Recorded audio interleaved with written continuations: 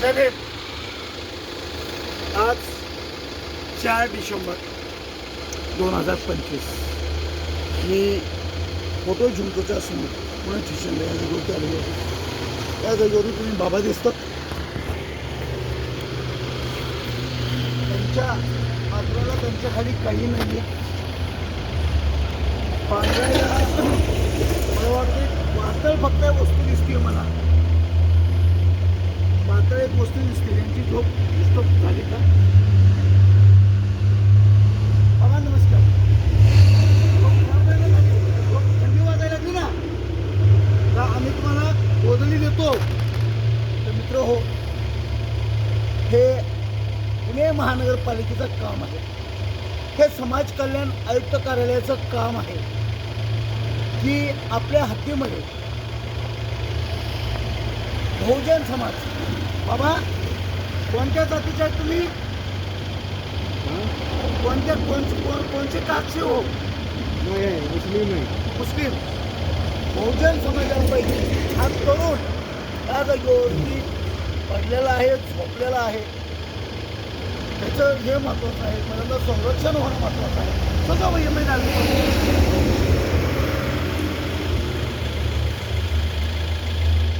त्याचं जीवनाचं संरक्षण होणं महत्त्वाचं आहे. मानवी हक्काचं संरक्षण होणं महत्त्व आहे. परंतु पुणे महानगरपालिकेला, समाज कल्याण आयुक्त कार्यालयाला आपल्या हद्दीमध्ये मनोरुग्ण, बेवारस अनाथचे लोक आहेत ना,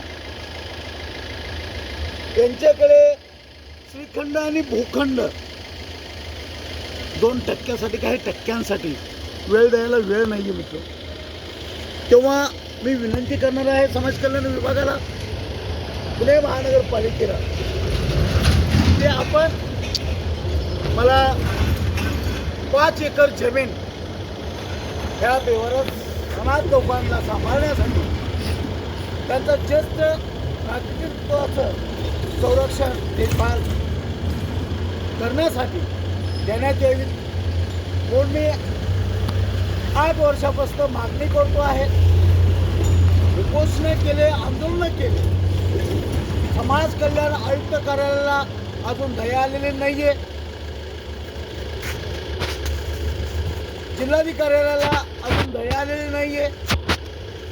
पुणे महानगरपालिकेचा मुळच दया आलेली नाही आहे. तर मी विनंती करतोय, माझ्या करत असलेल्या मी कार्याला मला सहकार्य करा. मला तुमची जमीन ही फुकट नकोय. पुणे महानगरपालिकेची असेल, जिल्हाधिकारी देत असतील तर असतील, समाज कल्याण देत असतील तर असतील, मला फुकट नकोय.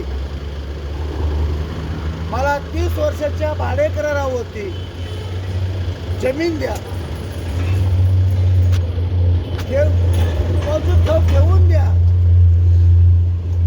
हे मी तुम्हाला मागणी करतोय.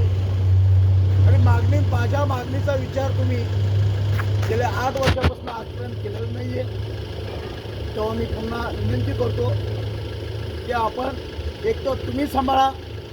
तुम्हाला जमत नसेल तर तुम्ही मला जागा द्या आणि मी त्यांचं लालन पालन सांभाळ ज्येष्ठ नागरिकाचं संरक्षण हे करतो. जय भीम.